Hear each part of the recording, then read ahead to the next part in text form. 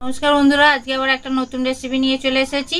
আজকে নিরামিষ মোগলাই পরোটা করে দেখাবো আলুর। সেটা কিভাবে করব, আগে কি কি লাগছে সেগুলো বলে দিই, তারপর কি করে করব পরে পরে দেখতে পাবেন। তাই এখানে আমি ময়দা, যেমন ময়দা মাখেন সেরকমই তেল, চিনি, নুন সব কিছু দিয়ে ভালোভাবে এটাকে মেখে নিয়েছি, যেমন মাখা হয় আর কি। তারপরে এবার কি কি লাগছে সেটা দেখিয়ে দিই। এখানে এতে লাগবে বিম কড়াই এনেছি, আলু, গাজর, ফুলকপি, আর এছাড়া লাগছে পনির। এবার এরপরে কি করব দেখাবো। দেখুন, আমি যে সবজিগুলো নেওয়া হয়েছিল, আলুগুলোকে একদম সরু সরু করে কোচানো হয়েছে। আমি ওই গেটারে মানে করে নিয়েছি, কুচিয়ে নিয়েছি। করলে কি হবে, ওটা বেশ আলুটা মিশবে, ফেটে যাবে না পরোটাগুলো, ওই জন্য এরকমভাবেই কুচিয়ে নিয়েছি। গাজরটাও তাই, এরকম করে সরু সরু। তারপর বিম কড়াই, সেটাকেও ছোট ছোট করে একদম কুচিয়ে নিয়েছি। ফুলকপিটাকেও ছোট ছোট করে কুচিয়ে নিয়েছি। কাঁচা লঙ্কা আমি 4টে দিয়েছি, ছোট ছোট করে কুচিয়ে। ঝালটা যে যেমন খাবেন সেই অনুযায়ী দেবেন লঙ্কা। পনিরটাকেও ছোট ছোট করে কুচিয়ে নিয়েছি। সাদা তেল আমি বসিয়ে দিয়েছি, তেলটা গরম হয়ে গেছে। প্রথমে আমি ডিম কড়াইটা দিয়ে দেব।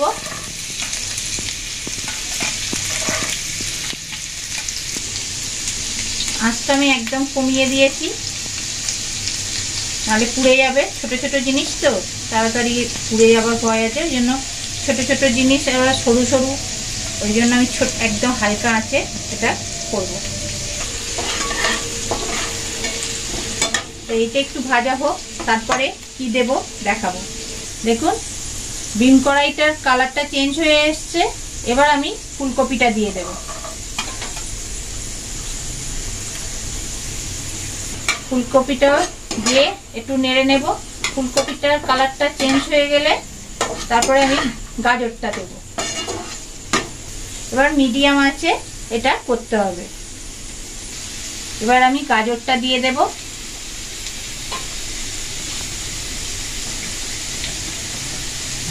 গাজরটাও এটার মধ্যে নেড়ে নেব তেলের মধ্যে ভালোভাবে একটু। গাজরটা একটু নরম হয়ে গেলে তারপর আলুটা দেব। এবার আলু দিয়ে দেব।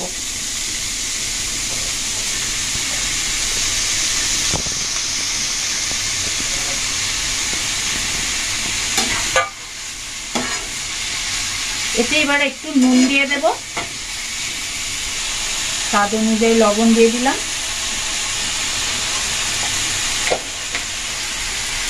এর 5 মিনিট চাপা দিয়ে রেখে দেব। চাপা দিয়ে দিলে কি হবে, এটা তাড়াতাড়ি সেদ্ধ হয়ে যাবে আনাজগুলো। 2 মিনিট চাপা দিয়ে রেখে দেব। 2 মিনিট একটু চাপা দিয়ে রাখলে কি হবে, সবজিগুলো একটু নরম হয়ে যাবে তাড়াতাড়ি, আর জলটাও বেরিয়ে যাবে। তারপর কি করব পরে দেখাচ্ছি।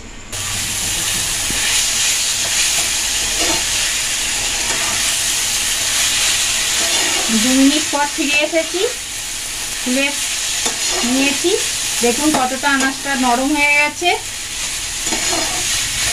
এই যে কাঁচা লঙ্কাটা কুচিয়ে রেখেছিলাম সেটা দিয়ে দেব।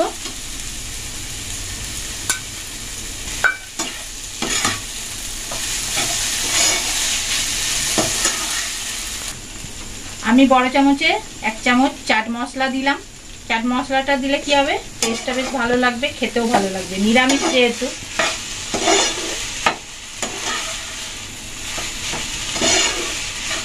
এটাকে এবার ভালো করে মিশিয়ে নিতে হবে। 2 চামচ, বড় চামচের 2 চামচ টমেটো সস দিলাম। 1 চামচ সয়া সস আর চিলি সস 1.5 চামচের মতন দেব।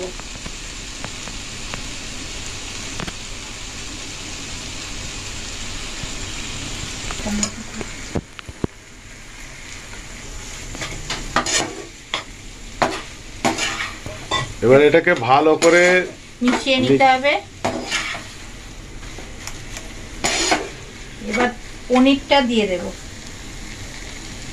যে পনিরটা কুচিয়ে রেখে দিয়েছিলাম সেটা দিয়ে দেবো।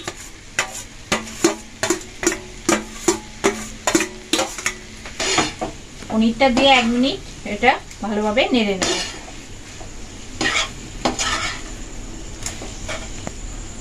একটু মিষ্টি দেব, চিনি, যেহেতু নিরামিষ একটু মিষ্টি মিষ্টি দিলে ভালো লাগবে খেতে।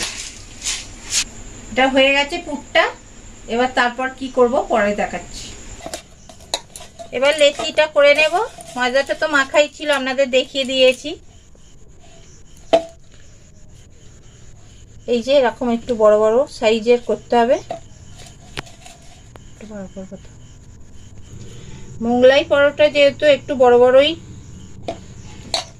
লেচিগুলো করতে হবে। দেখুন এরকম ভাবে গোল ভাবে বেলে নিতে হবে, নিয়ে এর মধ্যে এরকম ভাবে পুরটা দিয়ে দিতে হবে। দেখুন এরকম ভাবে মুড়ে নিতে হবে।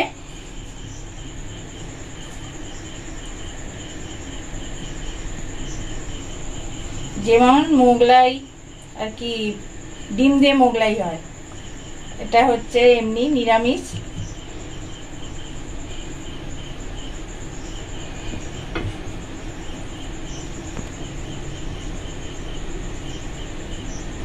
এরকম ভাবে তৈরি করে নিতে হবে।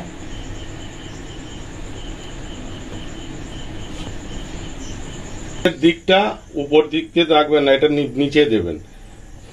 আস্তে করে ছাড়বেন যাতে না গায়ে তেলটা ছিটকায়। এক পিঠটা ভাজা হলে তারপর এটা উল্টে দেব। এক পিঠটা হয়ে গেছিল তাই জন্য উল্টে দেওয়া হয়েছে। এরকম ভাবেই লাল লাল করে 2 পিঠ ভালোভাবে ভাজতে হবে। ভালো করে তেলটা ঝেড়ে নিয়ে তারপর রেখে দেব। উপরটা তেলটা এরকম করে করে দেবেন, তাহলে পরে ওপরটা ফুলবে। কত সুন্দর দেখুন আস্তে আস্তে ফুলছে এবং কত সুন্দর ফুলছে। আর ওপরটাও অনেকটা হবে, তেলটা গরম তেলটা লেগে।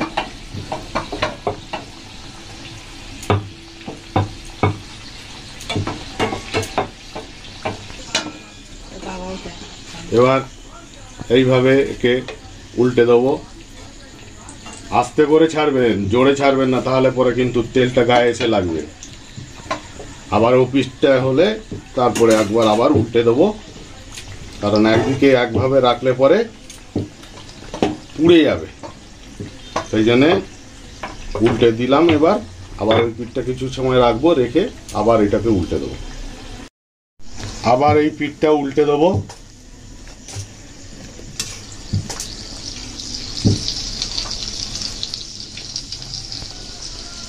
করে খেয়ে দেখবেন, এটা দারুণ টেস্ট হবে। যারা তো ডিম পেঁয়াজ খায় না, নিরামিষ, এটা করে দিতে পারবেন, তাদের ভালোই লাগবে। খেয়ে দেখবেন এমনি পরোটা খাওয়ার থেকে এরকম একটু পুর টুর দিয়ে মোগলাই পরোটা করে দিলে তাদেরও আনন্দ হবে। তারপরে বাড়িতে কোনো অতিথি এলো, তাদেরকেও করে খাওয়াবেন, তারাও ভালো লাগবে, আপনাদের প্রশংসা করবে। এখন হয়ে গেছে। এবার এইরকম তেলটা একটু ঝাড়িয়ে নেবেন, না হলে তেলটা থাকবে। বাকিগুলোও এইভাবে ভেজে নেব। দেখুন মোগলাইগুলো হয়ে গেছে। এরকম ভাবেই বাড়িতে আপনারা করে খেয়ে দেখবেন, খুব ভালো লাগবে। আর আমার চ্যানেলটা বেশি করে দেখবেন, সাবস্ক্রাইব করবেন, শেয়ার করবেন, বেশি করে লাইক করবেন, আর কমেন্টস বক্সে কমেন্টস করে জানাবেন আজকের রেসিপিটা আপনাদের কেমন লাগলো। নমস্কার।